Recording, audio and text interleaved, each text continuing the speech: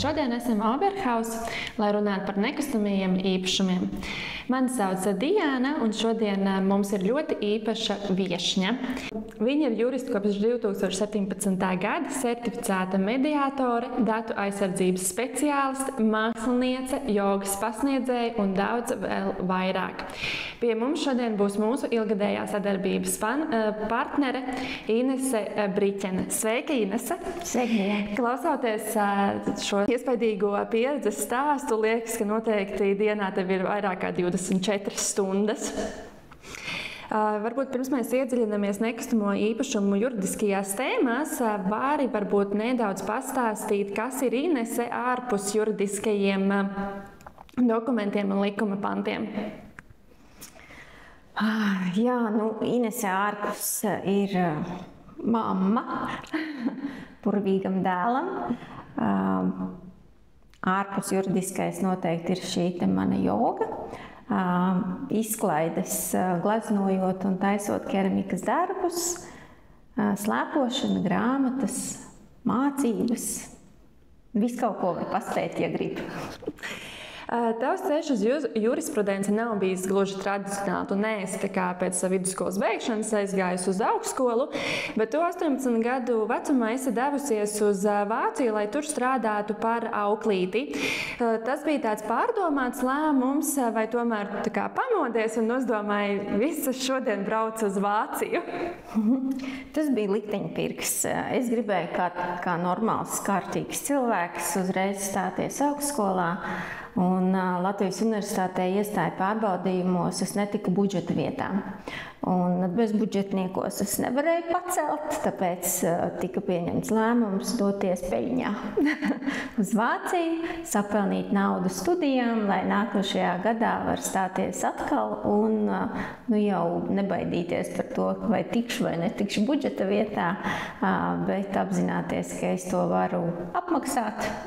Un, naudas pelnīšanas nolūkos.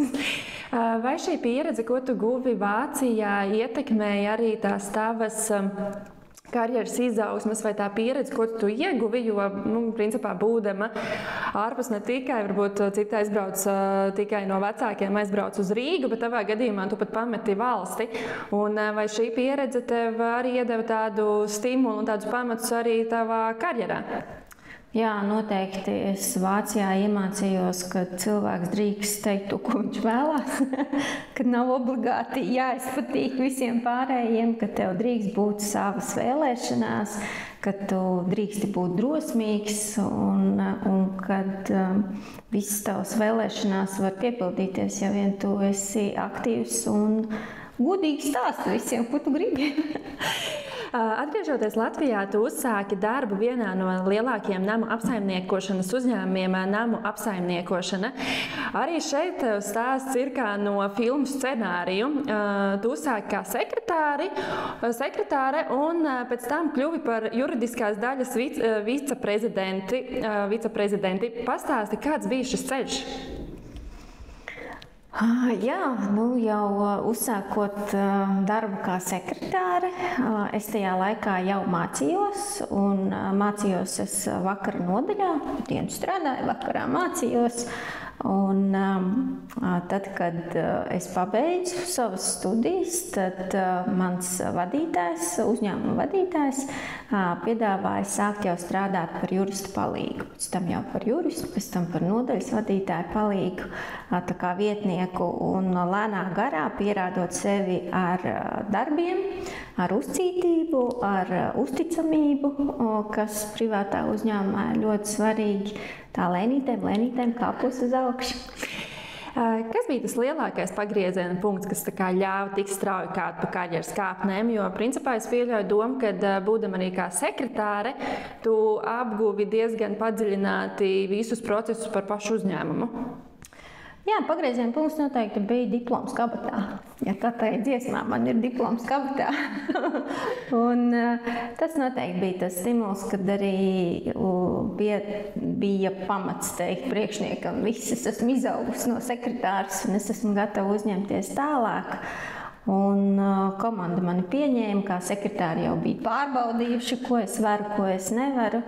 Un, jā, tad lēnām kopā jau varēja to, kas ir apgūts skolā, integrēt uzņēmumā un paplašināt zināšanas arvien vairāk kaut kādos citās nozarēs un kursos. Viena no tavām atbildībām bija vadīt dzīvokļu īpašnieku kopsapulces. Mēs kā Oberhaus ikdienā redzam, ka vienoties ar visiem mājas iedzīvotājiem ir milzīgs izaicinājums, kas prasa gan enerģiju, gan emocionālo noturību. Saprotam, ka tur būs iespējams pēc skaļas šīs te sapulces.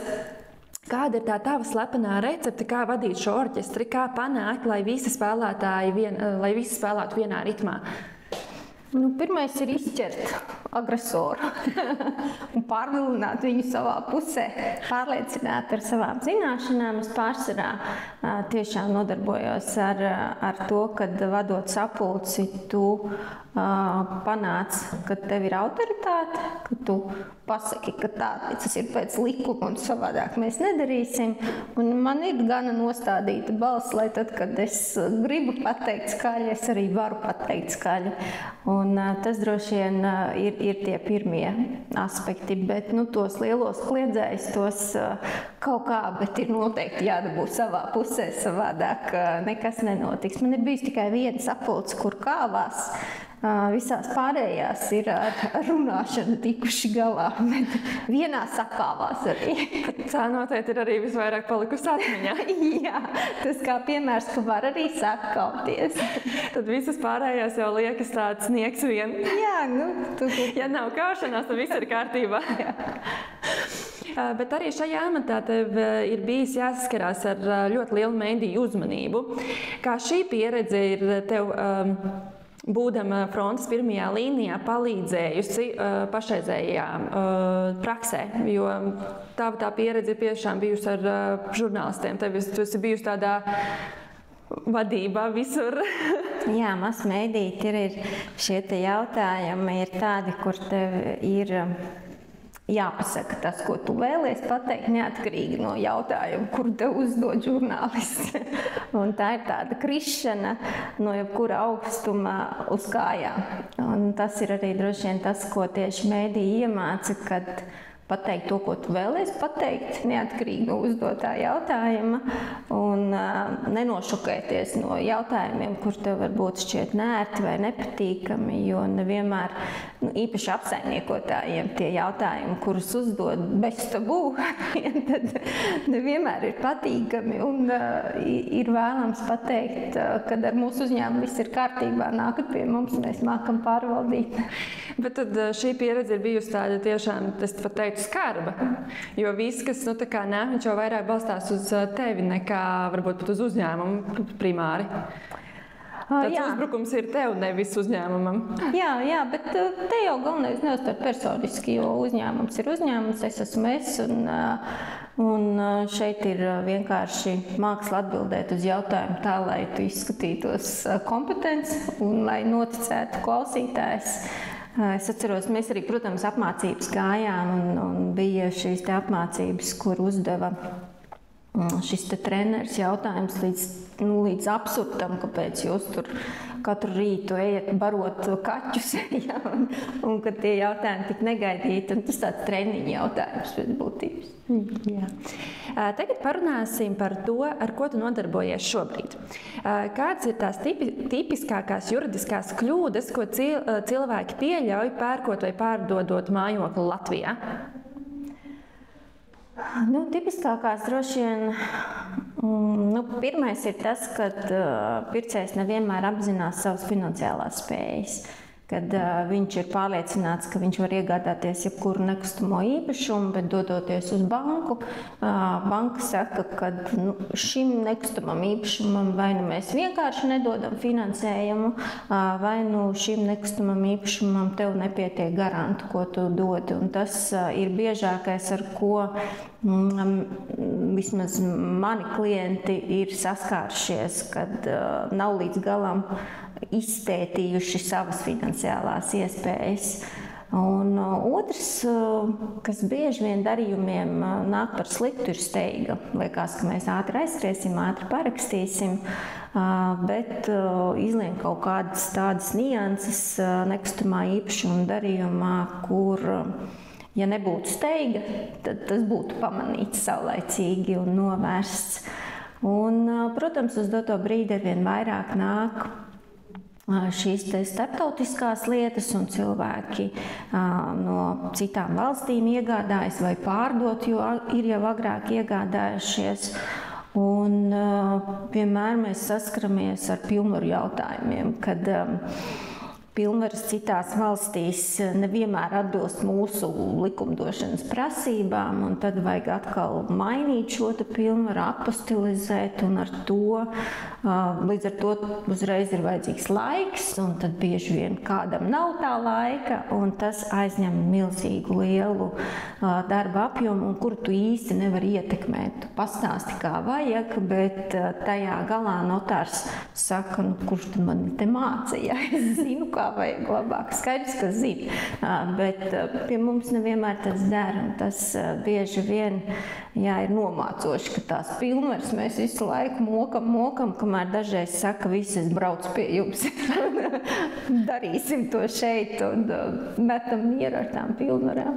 Bet, principā, bieži vien, ja darījumi notiek ar ārpus Latvijas pilsoņiem, tad bieži vien viņiem ir lētāk un ātrāk atbraukt uz Latviju nekā nokārtot šos dokumentus. Izklausās tā. Ja Latvijas pilsonis, tad jau viņš vēl var elektroniski, digitārā veikt darījumus, bet ja ir patiešām ārvalstnieks un viņš tur mēģina to pilnvaru kaut kā uzburt tajā valstī, tad tas var beigties ar ilglaicīgu pilnvaru labošanu.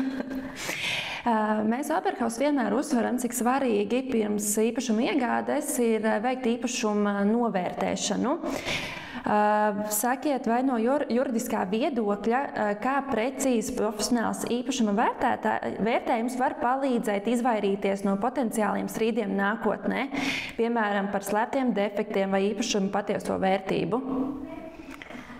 Vērtējums tādus īstos slēptos defektus jau īsti arī neparādīs. Viņš vairāk var parādīt kaut kādas šīs te būvniecības legalizācijas problēmas, un tas ir ļoti labi, kad tad mēs varam izlasīt, kad kaut kas nav tai konkrētajā īpašumā līdz galam sakārtots, bet būtiskākais šajā jautājumā noteikti ir tirgus cena, kad ja viens ir iedomājies, ka mans īpašums ir lolots un apčubināts, un es par tādu varu dabūt šo te atlīdzību, tad pircējam, kurš visbiežāk ņem kredītu bankā, par tādu summu neviens kredītu nedod, ja ir pārvērtēts šis nekustamais īpašums, un tad spēja puses vienoties par to darījumu summu, kas abām pusēm ir izdevīgi, ko viens var atļauties un otrs ir gatavs, un viņam ir šis pamatojums, ka tirgus cena ir šāda, un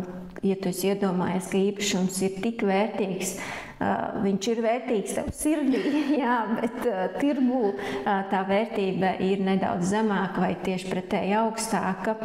Un te uzreiz arī aiziet nost strīds par to, kad nekustamais īpašums ir kaut kā pārvērtēts vai tieši par zemu novērtēts, un kad viena otra pusē vairs nevar celt prasības par zaudējumu atlīdzību vai par pārmērīgu peļņas gūšanu.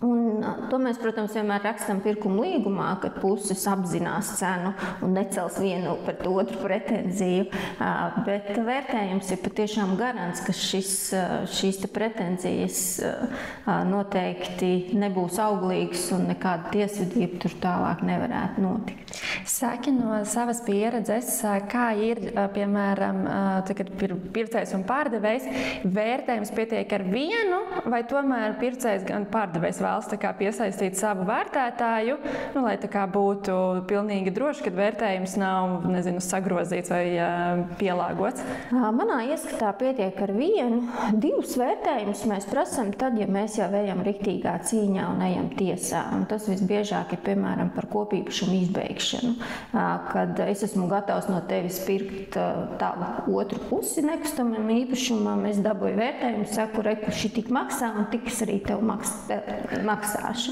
Tad tu aizēji pie cita vērtētāja un saka, reku, man ir pat 10 000 labāks vērtējums.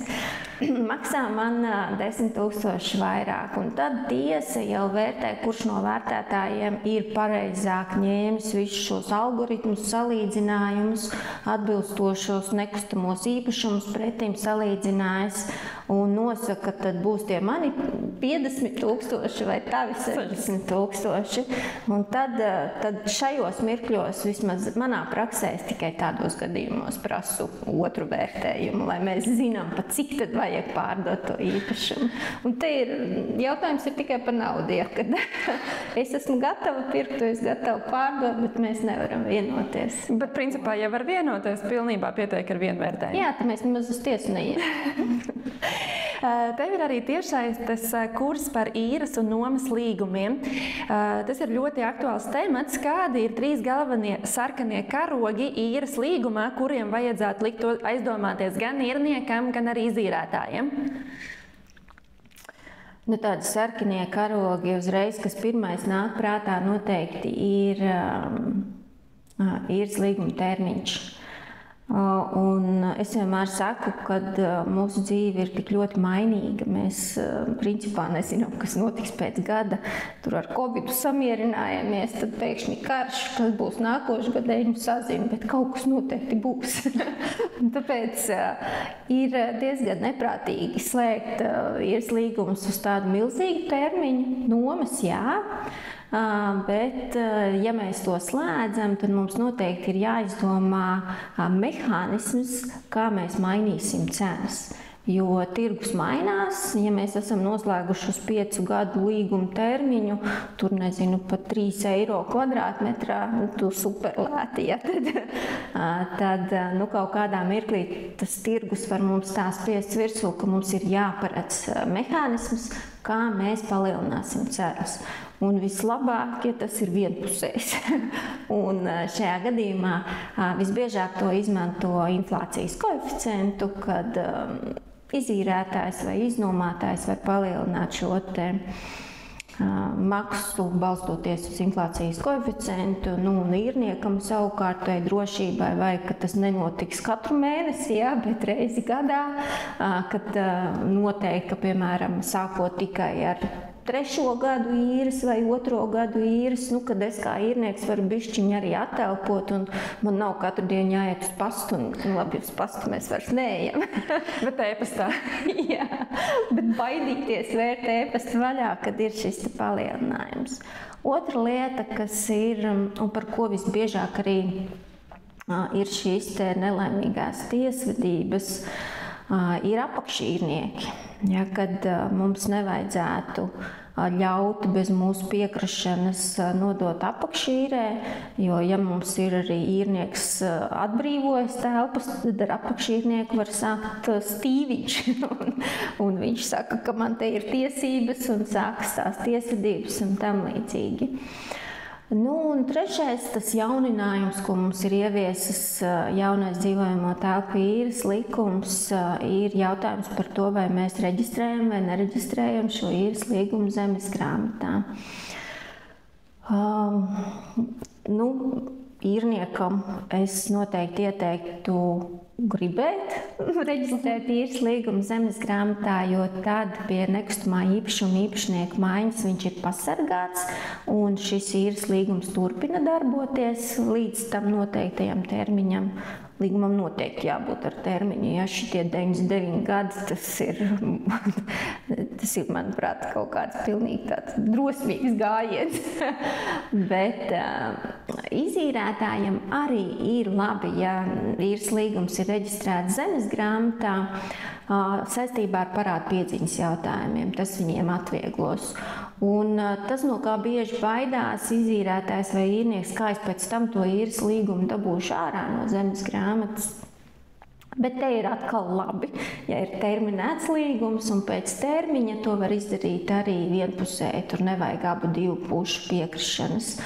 Un tas palīdzēs, tad īrniekam ir droši, kad es esmu šeit ar to īres līgumu un īpašnieks, ja mainās, es droši varu turpināt īrēt. Savukārt izīrētājam parādu piedziņas process ir vienkāršāks, ja viņam ir zemes grāmata. Bet arī, principā, šeit sanāk tāds optimāli ir, protams, varbūt ne gluži gads, bet varbūt 2 gadi, noslēdz šo te īres līgumu, jo mēs zinām, ka, es nezinu, vai mēs katru gadu gribētu iesniegt dokumentus iekšā vai parakstīt līgumu, bet man liekas, ka pēc 2 gadiem, man liekas, ka tas būtu tāds ļoti optimāls variants, jo bieži vien mēs arī gribam kaut ko pārmainīt, un tās pārmaiņas vienmēr arī notiek kaut kādu 2-3 gadu robežā. Noteikti tas īres līgums par viņa reģistrēšanu zemes grāmatā būtu jādomā tad, ja mums ir ilgtermiņa līgums. Un ilgtermiņa, es domāju, sākot no 2 uz augšu.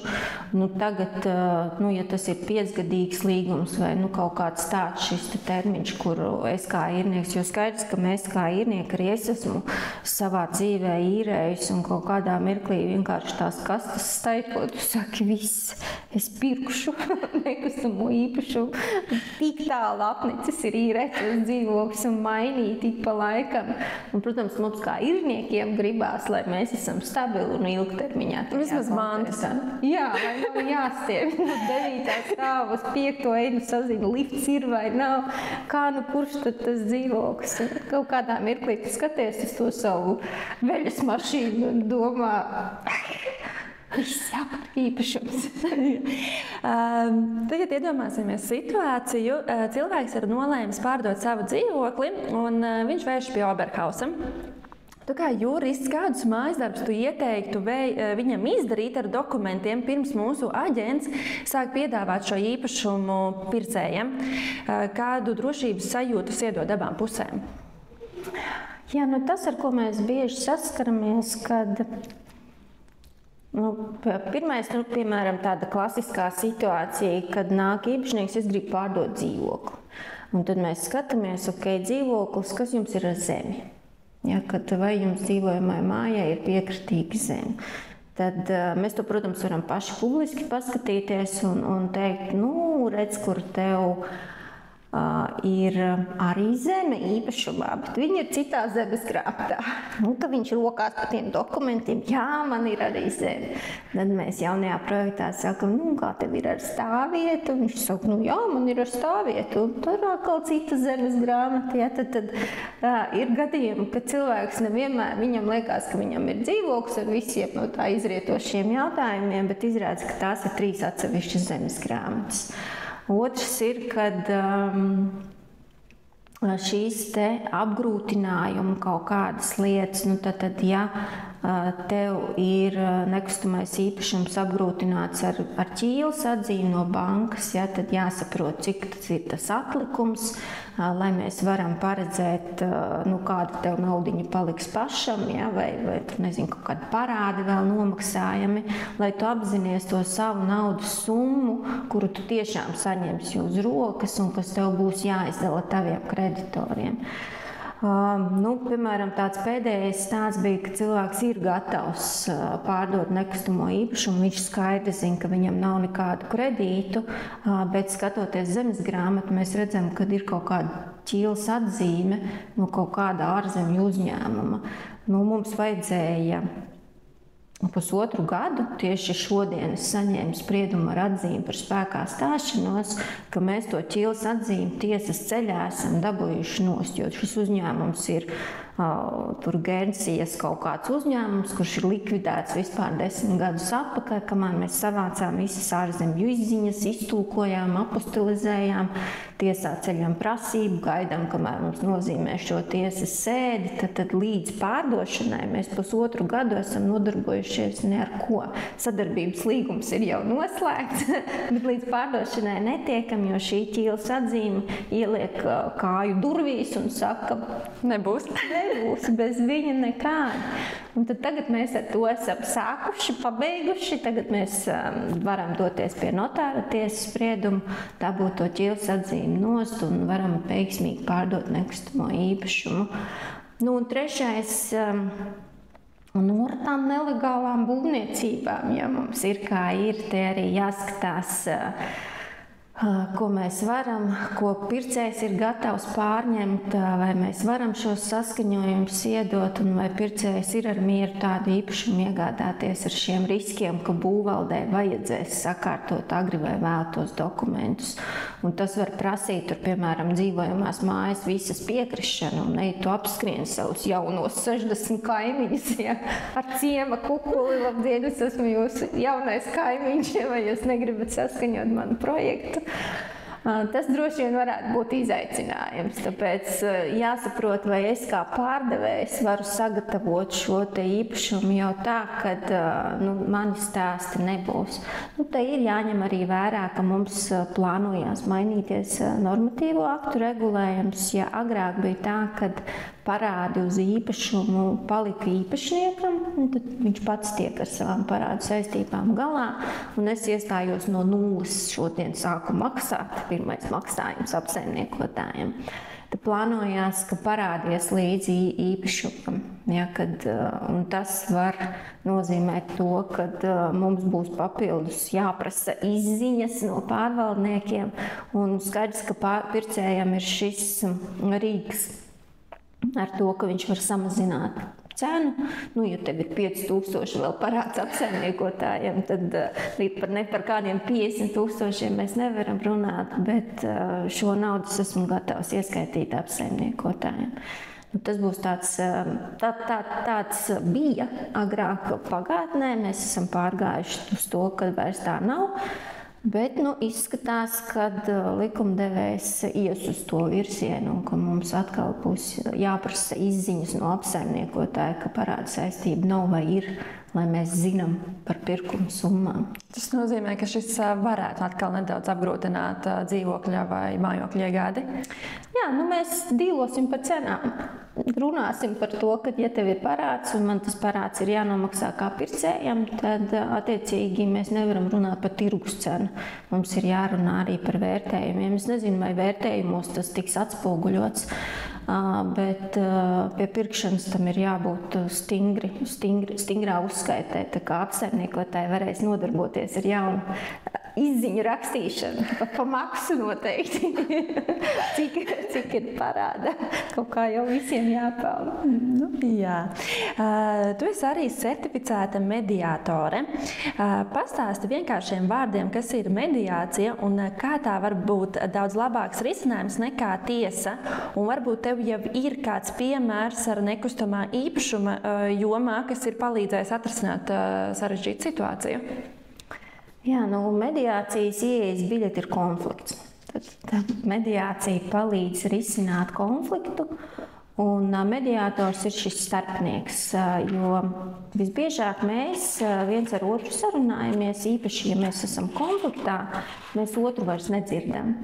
Un mediātors ir tas, kas saka, viņš tikko teica, ka tavs īpašums nekur never. Un tad tam otram nodot šo te informāciju, vada procesu un palīdz atrast kopīgu vienošanos strīdā. Mediācijā tāds jautrākais droši vien notikums, tā bija viena no pirmajām mediācijām, un strīdējās izīrētājs ar īrnieku, kad īrnieks ir palicis parādā tur kaut kādu naudu, un tiesājās viņu jau 5 gadus. Un tiesājās viņa ar advokātu starpniecību. Bet es viņiem ieteicu, ka advokāti, protams, ir priekštiesas paredzēti, bet mediācijā es gribētu satikt abas divas puses bez starpniekiem. Viņas ieraudzīja vienu otru 5 gadi, ja, bija tikušās pirms 5 gadiem. Un sāka viņas ar kārtīgu emociju izlādēšanos. Tā, ka man likās, ka jumts vienkārši aizbrauks visā tajā ēkā, kas tur atrodas. Ka tur arī varētu notikt šis kautiņš. Jā, tur nebija tālu vairs. Un ritīgi tur gāja necenzētiem vārdiem. Un tad es sapratu, ka es jau te vairs īsti neko nekontrolēju. Un tad es teicu, stop. Ieviešam jaunas noteikumus. Lamāties drīkst, bet tas nozīmē arī to, ka es lamāšos. Un tā viena no pusēm pastījās manī un teica, jūs nemākat. Es teicu, es varu saņemties. Un tas kaut kā izlādēja to situāciju. Un mediācija beidzās ar to, kad viena pateica, man no tevis neko nevajag, bet nekad vairs nerādies manās acīs. Un strīds beidzās, prasība tika atsaukta. Un patiesībā, ja tur konfliktam apakšā jau vienmēr kaut kas patiesais, ja, kad viņi vienkārši viegli otru nevar ciest. un tur nekāda diža tur nav. Kārtīgi izrunājās un pateica, ok, prasības atsaucu. Un galvenais nerādies man vairāk acīs. Viņa teica, nekāda problēma, es pārceļos citu pilsētu. Principā šeit pat nebija tā nozīme tai naudai, kas varbūt tā kā tur bija, bet te bija vienkārši šī savstarpēja nepatika, kas izraisīja šo visu. Un principā viņi būtu daudz ātrāk šo visu atrisinājuši un nebūtu maksājuši 5 gadus juristiem. Bet viens pie mediātoram kārtīgi izlupājušies. Arī tā ir jāprot. Bet mēs arī zinām to, ka tu mums esi par datu aizsardzību. Cik lielā mērā nekustamā īpašuma darījumos ir jādomā par personu datu aizsardzību? Ko pircējiem un pārdevējiem par to būtu jāzina? Ņemot vērā to, ka nekustamā īpašuma darījumi ir publiski darījumi faktiski. Lai arī mūsu līgums ir privāts, protams, savstarpēji, ja mēs parakstām, bet mēs ieejam publiskos reģistros. Tātad vārds, uzvārds, personas kods publiskos reģistros pie nekustamā īpašuma ir atrodams vienmēr. Un šeit būtu svarīgi nerakstīt pirkuma līgumā lieku. Ja mums nepieciešams ir identificēt personu, tad mēs to tā arī identificējam. Vārds, uzvārds, personas kods un dzīvesvieta, ja mums vajag uztiesāties pēc tam, kad deklarēto adresi. Bet tas primārais ir nelikt līgumos to, kas tur nav vajadzīgs.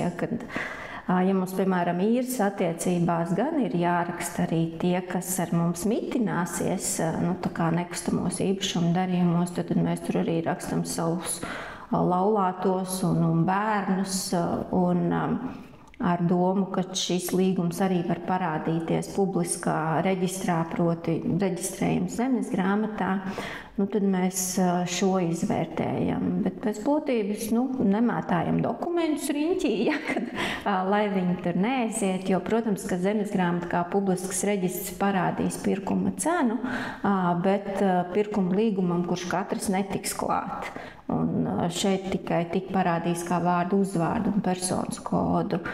Bet jādomā par to, ko mēs rakstam līgumā, vai tas tiešām ir vajadzīgs rakstīt līgumā un rūpīgi izturamies pret darījumu dokumentiem.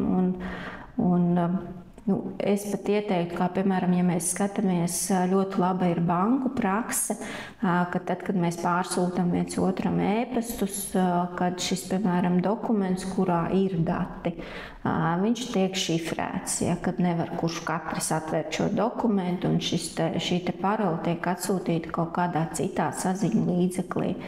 Tas ir ideālais variants, jo skaidrs, ka arī ēpasta vide nav droša, bet faktiski neko nedrošāku nevar izdomāt. Tas būtu kā, es nezinu, kur mēs varam izdomāt ļaunāko vietu, kur parakstīt līgumus, kaut kur centrāli tirgu. Ja? Tas ir tas pats aptuveni. Vai restorānā atstāt? Jā. Uz galda visiem brīvi pieeja. Jā, tas ir tas pats rajončiks. Ēpastā nav droši, tas noteikti nav.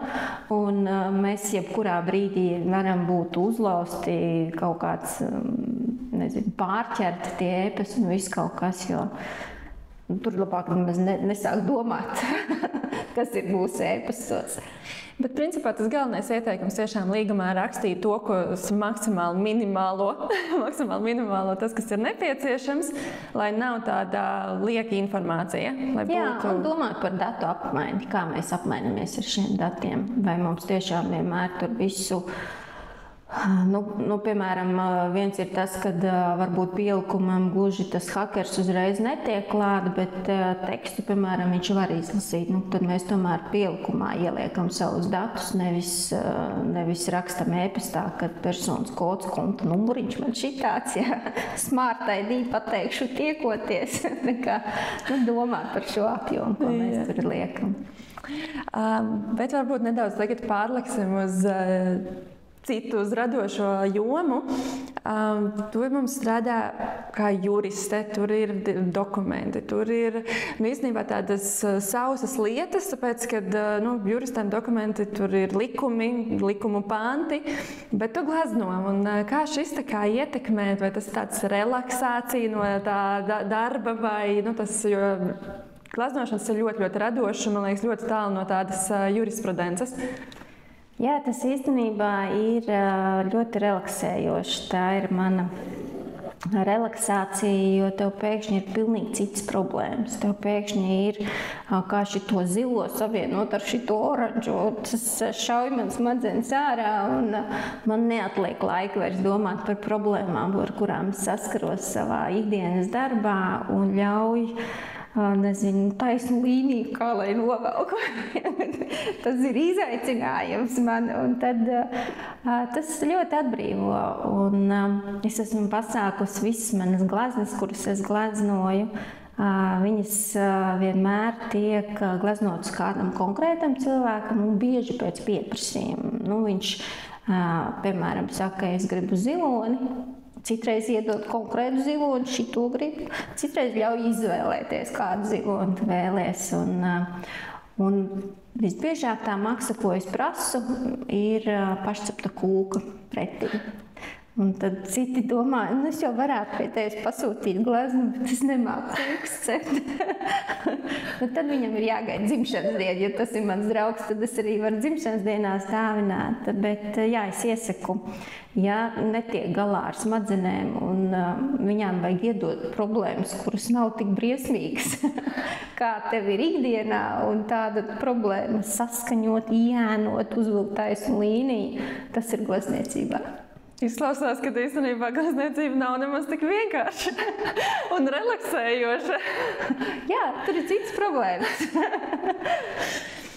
Bet vēl viena tava kaislība ir kalnu slēpošana. Šeit gan tu tad visticamāk tu adrenalīnu ķer, izlādējies. Varbūt var pastāstīt par tādu vienu no savām skaistākajām kalnu nogāznēm, kas tev ir bijušas.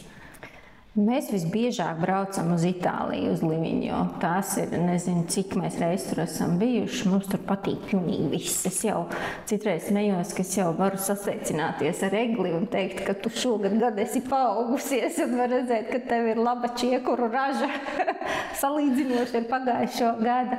Un es tagad vīram jau saku, ka mums vajadzētu sākt apskatīties, kas apkārt pasaulē notiek. Un šogad mēs bijām pirmo gadu Francijā. Jāsaka, ka daudz feināk bija nekā tev Itālijā. Es ceru pierunāt vēl kaut kur citur doties, bet jā, man ļoti patīk slēpot. Un man gan, ja mēs slēpojam rītā, vīrs, mans dēls un es, tad jau es viena pati esmu palikusi, jo mans ātrums neattīstās līdz ar viņu ātrumiem, un tad es tā vientuļi slēpoju pa tiem kalniem viena pati, jo tā gluži ātri braukt, tad gluži es nevaru, man ir bail nokrist. Bet izklausās, ka tev tāds ir relaks, tu baudi dabu, tad tu vismaz paskaties, kas apkārt notiek, un piekritīšu, Itālija ir viena no tām vietām, kas tā kā ierauj, bet vienmēr ir prieks iepazīties arī ar citām lokācijām. Bet tas vēl nav viss. Šeit gan es nolasīšu, lai ir pareizi kundalīni joga. Tu viņu ne tikai praktizē, bet arī pasniedz citiem. Varbūt tu nedaudz vari pastāstīt, kas ir šis jogas veids, jo es domāju, ka daudz par to vispār nav dzirdējuši. Arī man šis ir jaunums. Jā, varbūt pastāst nedaudz. Kundalini jogas pasniedzējs kļuvu reāli netīšām. Es nebiju domājis pasniegt kundalini jogu. Es aizgāju uz šiem kursiem ar domu, kad attīstīt savu apzinātību un pieņemšanas spējas. Un kundalini joga, viņai ir 4 pamatelementi. Pirmais ir prāna, jeb elpa. Otrais ir krija, jeb fiziskā kustība. Trešais ir meditācija un 4. ir mantra. Un ļoti daudz gan krijās, gan meditācijās visi šie 4 elementi tiek savienoti kopā. Un mantra, tā droši vien bija arī no kā es pat visvairāk baidījos, kur man bija neumulīgi, kad pēkšņi tur kaut kādus sapnām vahie gurū sāc skaitīt. Bet tad, kad uz viņu paskatās kā uz komandu visumam, kad es caur šo savu mantru dodu komandu visumam, kad jūs te redzat, man tagad vajag labklājību. Un es sāku konkrēto meditāciju ar konkrēto mantu, un viss notiekās. Vajag tikai praktizēt. Un otra lieta, kas ir kundalini jogā, ko visu laiku uzsver, ir šī te regulārā prakse. Disciplīna, augsta duša no rītiem un izturība arī meditācijas garumos, jo viņas ir no 3 minūtēm līdz 2,5 stundām. Tad tu vari izvēlēties, kuru amplitūdā tu šodien esi gatavs iemeditēt. Varbūt labi, šī ir viena no tām jogas veidiem, bet ir varbūt kaut kāda cits jogas veids, kurš tev tā kā būtu tā kā arī tāds uzrunājošs, kurā tu saprasti, es gribu pamēģināt, un es varētu relaksēties. Man pašai uzrunājoši ir hatha joga un jini joga, ja mēs tur tādās jogas smalkumos ejam iekšā, bet kā teica mans pasniedzējs, ja citas jogas strādātu tikpat labi, kā to dara kundalini joga, tad mēs nodarboties ar to jogu. Bet kundalini joga, viņa dod ātru efektu caur šīm 4 lietām. Ar pārējām tu to dabū gadu garumā, to, ko tu kundalini jogā vari dabūt 40 dienu laikā. Bet arī ņemot vērā to, ka tev būs jābūt disciplinētam. Arī šīs 40 dienas ir jāizmanto. Jā, katru dienu. Tava daudzpusība nav nepamanīta. Tu esi arī uzaicināta dažādās konferencēs. Esi bijusi kā viešņa saruna festivālā Lampa. Par kādām tēmām tev visbiežāk aicina un kas ir tā galvenā vēsts, ko tu vēlies nodot savai auditorijai? Visbiežāk es tieku aicināta tieši ar mediātora šo te praksi, ar certificēta mediātora sarunām, kas ir mediācija, un mums vēl joprojām sabiedrība ir jāiepazīstina ar mediāciju, un ne visi spēja atšķirt mediāciju no meditācijas. Ja? Un tad es varu mēģināt, ja jums tad ar mediāciju varam arī meditēt, kā jums ir ērtāk. Bet jā, tas ir tas, ar ko es nodarbojos, ir popularizēt tieši šo te mediāciju, ka mēs spējam risināt un palīdzēt konfliktos visa veida.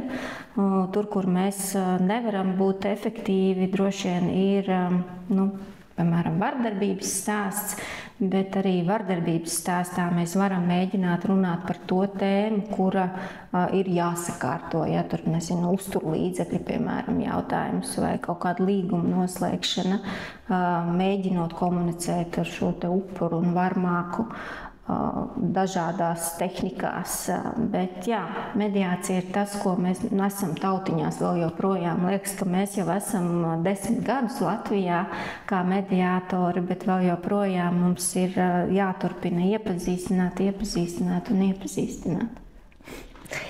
Kāds ir tāds nākamais Ineses tāds nospraustais horizonts, kas tev ir priekšā? Tā ir varbūt kāda kalna virsotne, kur jau tu saproti, kad ir jau datumiņš noskatīts un kalns ir arī jau atzīmēts, vai kāda jogas nodarbība, kas ir paredzēta lielai grupai, kas arī ir tāds liels izaicinājums. Kas ir tāds nākamais, kas būs tavā Nākamais, es esmu uzsākusi apmācības, un es būšu supervīzors. Tas ir tā kā coach, kurš strādā tieši karjeras un profesionālos jautājumos. Uz doto brīdi supervīzijas ir obligātas, piemēram, sociāliem darbiniekiem, psihoterapeitiem, psihologiem. Respektīvi, cilvēks savā profesijā saskarās ar kaut ko tādu, ko viņš nekur tālāk laist īsti nevar. Bet viņam ir jāizrunā, kāpēc šis klients bija slikts, vai kā man ar šo klientu labāk runāt, vai kā man sasniegt mērķus, kurus es nevaru nospraust. Un 3 gadu apmācības ir manos plānos.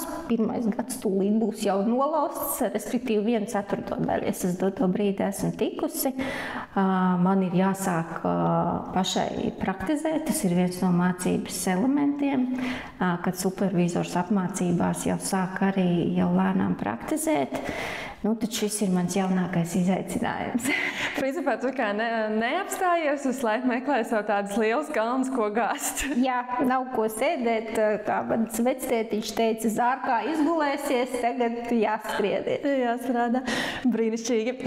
Varbūt nobeigumā tu vari iedot mūsu klausītājiem tādu vienu zelta padomu, kurš iespējams tieši šobrīd ir savu lielā nekustamā īpašuma pirkšanas priekšā, un varbūt viņam ir kaut kāds viens tāds svarīgākā lieta, kas būtu jāatcerās iegādājoties īpašumu. Es droši vien teiktu, ka nelieciet visu uz saviem pleciem virsū, meklējiet palīdzību, vai nu pie aģenta, vai nu pie jurista, bet pašam rakt un izrakt, ja mums arī liekas, ka mēs, YouTube varam noskatīties, kā vislabāk saskrūvēt IKEA galdu, vienalga kādu galdu, bez reklāmas pauzes šī nebija nekāda. Bet nevienmēr mēs varam saprast un labi sagatavot īres līgumu vai atrast pārdevēju bez kaut kādām mokām. Tad mans ieteikums ir tiešām prasīt palīdzību, nekautrēties, kad es kaut ko nesaprotu, vai vienkārši konsultāciju kaut vai šajā jomā, jo, kā jau es teicu, pirmais ir obligāti jāsaprot jūsu finansu spējas, ja jūs esat pircējs vai šādu nekustamo īpašumu finansē mūsu bankas, jo bankas jau tagad pasaka, ka mēs šitādus nefinansēsim, piemēram, kuram ir nelegāla būvniecība, tur nefinansējas. Bankām nepatīk nekustamie īpašumi bez zemes. Bankai ir jābūt pārliecībai, ka šis īpašums nesabruks pēc 5 gadiem. Ja jūs tur esat īpašumu noskatījis, kuram tur grausta status ir iedots, kad banka pateiks, nebūs meklēt citu.